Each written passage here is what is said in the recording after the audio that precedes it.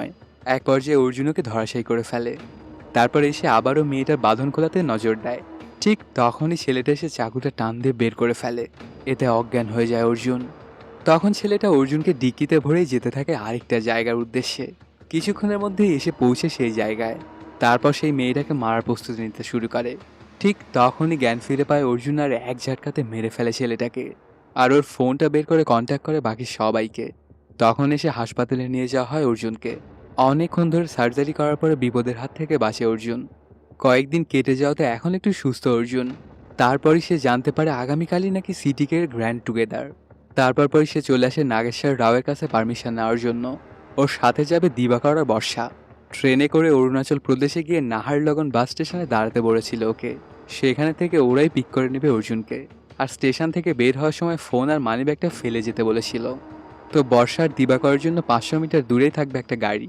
সেটা দিয়েই ওরা দূর থেকে ফলো করবে আমাকে। আর সিটিকে মেম্বাররা কোথায় গেট টুগেদার করছে এটা জানবে। তখন নাগেশ্বর বলে ঠিক আছে, তবে তোমাদের সাথে আমার একটা অফিসারও যাবে। এন্ট্রি নেয় মৃদুলা। সে এখানে আজই নতুন জয়েন করেছে। এটা দেখেই হয়ে যায় অর্জুন। আর ভাবে যে নাগেশ্বরের কথায় হয়তো ওকে ফলো করার জন্য প্রেমের নাটক করেছিল মৃদুলা। এতে অর্জুনের মন ভেঙে একদম চূর্ণ বিচূর্ণ হয়ে যায়। সেদিন রাতে ওরা 4জন এসে ট্রেনে উঠে যায়। কিছু দূর যাওয়ার পরে অর্জুন ওদেরকে আলাদা আলাদা অ্যাপার্টমেন্টে যেতে বলে। আর কোথায় নামতে হবে সেটাও জানিয়ে দেয়। তবে বর্ষার দিবাকর চলে গেলেও যাচ্ছিল না মৃদুলা। সে অর্জুনের সাথে কথা বলতে চায়, কিন্তু এতে অর্জুনের কোনো রকম কোনো ইন্টারেস্টই নেই। আসলে মিথুকের সাথে সে কথা বলতে চায় না। তখন বর্ষা বলতে থাকে তুমি একবার আমার কথাটা শুনবে তো? তারপরে তুমি ডিসাইড করো যে আমার সাথে কথা বলবা কি বলবা না। তোমাকে আমি আরো 4 বছর আগে থেকেই ভালোবাসতাম। একদিন যখন আমি আর আমার বোন রাস্তা দিয়ে হেঁটে যাচ্ছিলাম তখন 2জন ছেলে আমাদের সাথে বেয়াদবি করে। তখনই তুমি ওদেরকে উচিত শিক্ষা দিয়েছিলে। তোমাকে দেখেই আমি পুলিশ হয়েছি। তারপর আমাদের একাডেমিতে একদিন বক্তব্য দিতে এসেছিলে তুমি। সেখানে দেখে তোমাকে আবারও নতুন করে ভালো লেগে যায় আমার। আর যখন তোমার প্রোফাইলটা দেখি তখন জানতে পারি যে তুমি পুলিশ মেয়ে বিয়ে করবে না। আর ঠিক এজন্যে আমি তোমাকে বলিনি আসল সত্যটা। প্লিজ আমাকে বিশ্বাস করো। এসব কিছু শুনে মেনে নেয় অর্জুন। দুজনে ভালোবাসায় সিক্ত হতে থাকে। কিছুক্ষণ পরে স্টেশনটা চলে আসে। ওরা 4জনই নেমে যায়। অর্জুন ওর মানিব্যাগ আর মোবাইলটা ডাস্টবিনে ফেলে যায় ওই বাস স্টেশনে। আর এরা একটু ফাঁকে থেকেই ফলো করছিল অর্জুনকে, যেমনটা প্ল্যান করা ছিল। তারপরই সেখানে 3টা গাড়ি চলে আসে। কোনটায় যে অর্জুনকে উঠানো হয়েছে এটা বুঝতে পারে না ওরা কেউই। তারপরও ফলো করতে থাকে। একটা জায়গায় গিয়ে 3টা গাড়ি 3 দিকে চলে যায়। তখন এরাও বিভক্ত হয়ে ফলো করতে শুরু করে। কিন্তু আসলে ওই 3 গাড়ির কোনোটাতেই নেই অর্জুন। বাস স্টপ থেকে তাকে জঙ্গলের দিকে নিয়ে যাওয়া হয়েছিল। তারপর একটু দূরে গিয়ে অন্য একটা গাড়িতে তুলে অন্যদিকে নিয়ে আসা হয়েছে। একটা শুনশান বাড়ির সামনে আনা হয় অর্জুনকে। ওকে নামিয়ে দিয়ে চলে যায় ওই গাড়িটা। কিছুক্ষণ অর্জুন এখানে একাই দাঁড়িয়ে থাকে। তারপর একজন চলে আসে সেখানে। সে জানায় নতুন মানুষ আনার সময় আমরা একটু বেশি সতর্ক থাকি, যদি কোনোভাবে পুলিশ আমাদের কাউকে ফলো করে। তারপর অর্জুনকে ভেতরে নিয়ে আসে আর একটা সাদা কোট দেয়। এদিকে মৃদুলার ওই গাড়িগুলো যে 3টা জায়গায় গেছিল সেগুলো মার্ক করে নেয়। এখান থেকে লোকাল পুলিশদের সাহায্যও নেয় ওরা। তারপর একসাথে 3 জায়গাতেই সার্চ করতে যায়। কিন্তু এখানেই বাধে মূল বিপত্তি। ওইসব জায়গায় আগে থেকে অনেক গুন্ডাপান্ডা ছিল। তারা অ্যাটাক করে এদেরকে আর এক পর্যায়ে দিবাকরকে ধরে নিয়ে চলে যায়। অন্যদিকে সিটিকেতে এবছর 5জন নতুন জয়েন করেছে। তাদের সবাইকে একই রকম পোশাক দেওয়া হয়েছিল। তারপর ওদেরকে নিয়ে আসা হয় বক্সিং রিংয়ে। এখানে 2টা মেম্বারের ফাইট চলছিল। কেউই যেন কারো চাইতে কম নয়। তারপরে একজন জিতে যায়। তখন অন্যজন গিয়ে ওর পায়ে কামড় ধরে। ঠিক তখনই সার্কিট নামের একজন গিয়ে মেরে দেয় ওই হারা মেম্বার তাকে। এরপরে ওদের 5জনকে পরিচয় করে দেওয়া হয় বাকি মেম্বারদের সঙ্গে। এরা টোটাল 150 জন। আর সবাই এক একটা সাইকো। এদের 5জনকে একটা করে দড়ি কাটতে বলা হয়। ওরাও ঠিক তেমনটাই করে। তারপর বক্তব্য দিতে আসে আলফা। আমাদেরকে মানুষ সাইকো বলে, খুনি বলে। ওরা আমাদের বেঁধে রাখতে চায়, রুলসের মধ্যে রাখতে চায়। কিন্তু আমরা ফ্রি। আর এই জন্যই আমাদের এই উদ্যোগ। তারপর সামনে থেকে সবাই সরে যায়। তখন দেখা যায় ওই দড়িটা দিয়ে একজনের হাত পা বাঁধা। ওর নাম ধানিয়া। ওই যে সিনেমার শুরুতেই যাকে মরণোত্তর অ্যাওয়ার্ড দেওয়া হয়েছিল এটাই সেই মেয়ে। তারপরই একটা দড়ি ছিঁড়ে যায়, সাথে ধানিয়ার হাতও। এভাবেই নির্মমভাবে মেরে ফেলা হয় ধানিয়াকে। তারপরে 1 ঘন্টার ব্রেক দেওয়া হয়। আর ঠিক এই সময় অর্জুন চলে আসে বেসমেন্টে। আর দেখতে পায় অনেক নিরীহ মানুষকে খাঁচার মধ্যে রাখা হয়েছিল। সবাই শুধু আহাজারি করছিল বাঁচার জন্য। অপেক্ষা করছিল কখন পুলিশ আসবে। এগুলো দেখে অর্জুন আর একদমই সহ্য করতে পারে না। তারপর পাশেই কন্ট্রোল রুমটা দেখে সেদিকেই যায়। এটা ওটা দেখতে থাকলে হঠাৎই চলে আসে আলফা। তখন গিয়ে পালায় অর্জুন। আলফা তার বসের সাথে কথা বলছিল। তখন অর্জুন বুঝে যায় যে এই আলফায় মেন নয়, এর উপরেও কেউ একজন আছে। তারপর সে চলে গেলে অর্জুন কম্পিউটার খোলার অনেক চেষ্টা করে, কিন্তু ব্যর্থ হয়। পরে ওয়াকি টকি থেকে এন্টিনাটা নেয়। তারপর একটা কার্ড থেকে নেয় রেডিওর যন্ত্রাংশ। সেটা দিয়েই সিগন্যাল ক্রিয়েট করছিল অর্জুন। পার হয়ে যায় 1 ঘন্টা। তখন আবারও সবাই সমবেত হয় একটা জায়গায়। এবার একটা লোককে বেঁধে রাখা হয়েছিল নিচেই স্টেজে। আর একটা রিমোট নিয়ে আলফা সবাইকে একটা করে সুযোগ দিচ্ছিল। সেটা থাকা বিভিন্ন বাটন টিপলে বের হবে ভিন্ন ভিন্ন টেবিল স। এভাবেই মারবে এই লোকটাকে। কয়েকজন ফেল করার পরে একজন টিপলে লোকটার হাত কেটে যায়। এবার অর্জুনের পালা। ঠিক তখনই উপরের ফ্লোরে হয় ধামাকা। আসলে অর্জুনই এটা প্ল্যান করে এসেছিল। সবাই যায় সেখানে আর দেখতে পায় গ্যাসেই এমনটা হয়েছে। তবে এখানে কি ঘটছে এগুলো সবকিছুই বুঝে যায় আলফা। তারপর পরে একটা পার্টি হয়। সেখানে নতুন মেয়েটা আসে অর্জুনের কাছে। আর ওর সাথে কোয়ালিটি টাইম কাটাতে চায়। তখন অর্জুন বলে, আমি কমিটেড, এগুলো আমার দ্বারা সম্ভব নয়। মেয়েটা বলে ওঠে, তো কি হয়েছে? তুমি কি আমার মতো একটা বডিকে কাছে পেতে চাও না? অর্জুন জানায়, তুমি যে কোনো ছেলেরই ড্রিম গার্ল, কিন্তু আমার লিগের বাহিরে। এটা শুনেই সেখান থেকে চলে যায় মেয়েটা। তারপর পরে আলফা সবাইকে একত্রিত করে বলতে শুরু করে, এই নতুন যে 5 জন এসেছে এদের মধ্যে একজন পুলিশ আছে। ওয়াকি টকি থেকে এন্টিনা, কার থেকে রেডিও চুরি করেছে সে। আর ধামাকাটাও সেই করেছে। তো কে পুলিশ এটা জানার উপায় একটাই, তোমরা 5 জন ব্যাটেল রয়্যাল করবে। যে পুলিশ সে তো কাউকেই মারতে পারবে না, এর জন্য তাকে নিজেই মরতে হবে। তোমাদের মধ্যে একজন বাঁচবে, আর সেই হবে এবছরের আমাদের সবথেকে স্ট্রং মেম্বার। তারপর 5 জনই রিংয়ে যায়। ওদেরকে বিভিন্ন হাতিয়ারও দেওয়া হয়, কিন্তু অর্জুন কোনো হাতিয়ার নেয় না। শুরু হয়ে যায় ফাইট। অর্জুন খালি হাতেই চরম পিটনা দিচ্ছিল। আর ওদিকে দেখা যায় একটা চাকু হাতে ওই মেয়েটা তাণ্ডবলীলা চালাচ্ছিল। ওদের দুজনের কার্যকলাপ দেখে মনে হচ্ছিল সাইকো সংজ্ঞা মনে হয় এদের দেখেই বানানো হয়েছিল। কিছুক্ষণের মধ্যে ওরা দুজনই মেরে ফেলে বাকি 3 জনকে। এবার ওদের দুজনের মধ্যে কেউ একজনই বাঁচবে। আর যে বাঁচবে সেই হবে সিটিকের সবচেয়ে স্ট্রংগেস্ট মেম্বার। শুরু হয়ে যায় ফাইট। দুজনই কেউ কারো চাইতেই কম নয়। দেখে মনে হচ্ছে যেন বাঘে সিংহে লড়াই।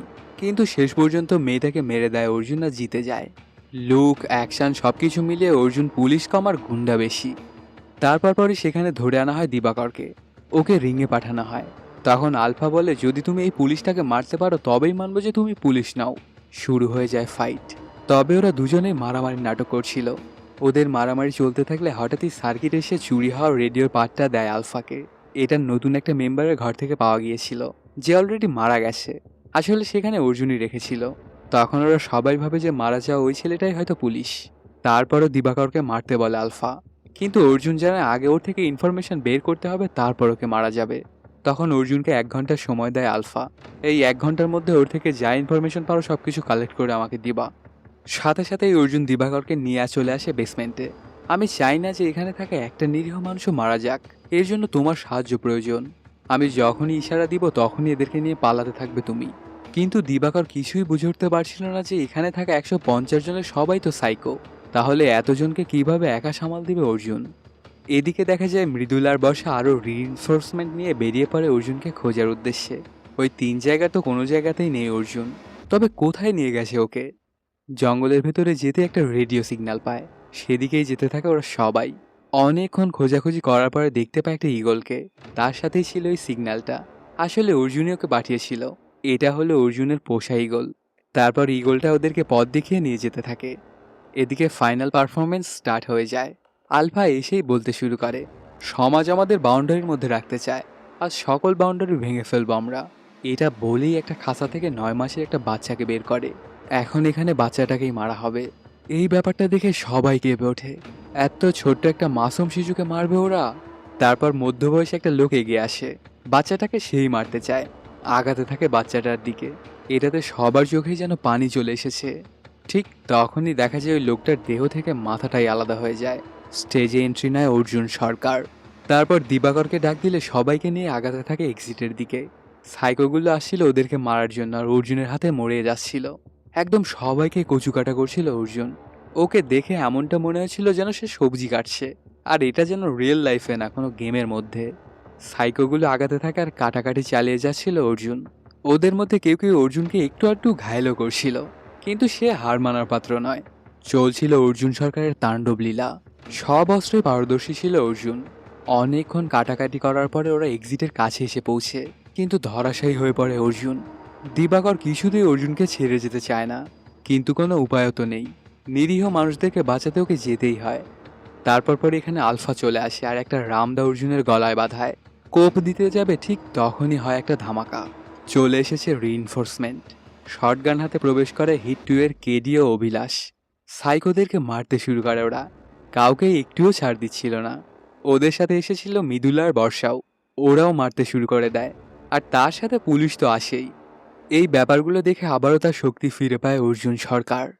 সবাই মিলে শুরু করে এক ভয়ানক তাণ্ডবলীলা। ওদের মধ্যে অ্যারেস্ট করার কোনো প্রবণতাই নেই, জাস্ট কিল। কিছুক্ষণের মধ্যেই সেখানে থাকা সবাইকে মেরে দেয় ওরা। শুধু বেঁচে আছে আলফা।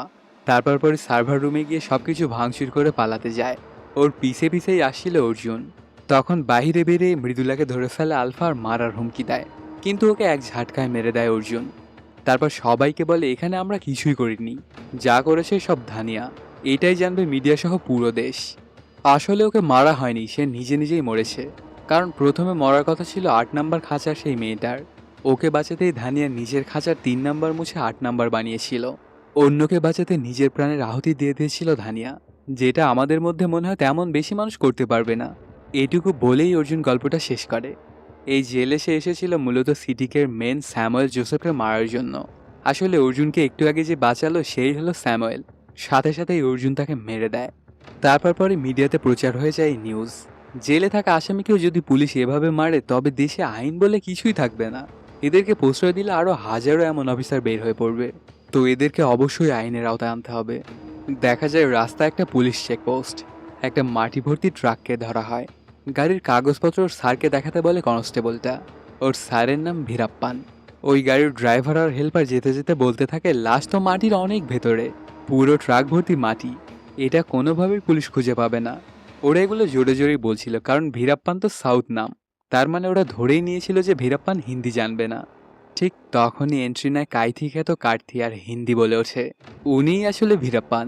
তখন পুরো ট্রাকটা খালি করতে বলে। আর এর মাধ্যমেই শেষ হয়ে যায় সিনেমাটি। তার মানে এটা দাঁড়াচ্ছে যে হিটের 4 নম্বর ইনস্টলমেন্টও আসছে। কয় বছর যে এটার জন্য অপেক্ষা করতে হবে তা কে জানে। এই সিনেমাটাতে মূল এনজয় করার বিষয় হচ্ছে ফাইটগুলো। এই জন্য তুমি সিনেমাটা যদি সম্পূর্ণরূপে এনজয় করতে চাও তাহলে অবশ্যই তোমাকে ফুল মুভি দেখতে হবে। কারণ ফাইটগুলো তো আর এক্সপ্লেন করা পসিবল হয় না। তো বন্ধুরা, কেমন লাগলো আজকের এই এক্সপ্লেনটি জানাতে কমেন্ট করো। আর যদি এখনও চ্যানেলটি সাবস্ক্রাইব না করে থাকো তাড়াতাড়ি সাবস্ক্রাইব করে নাও। দেখা হচ্ছে নতুন কোনো ভিডিওতে।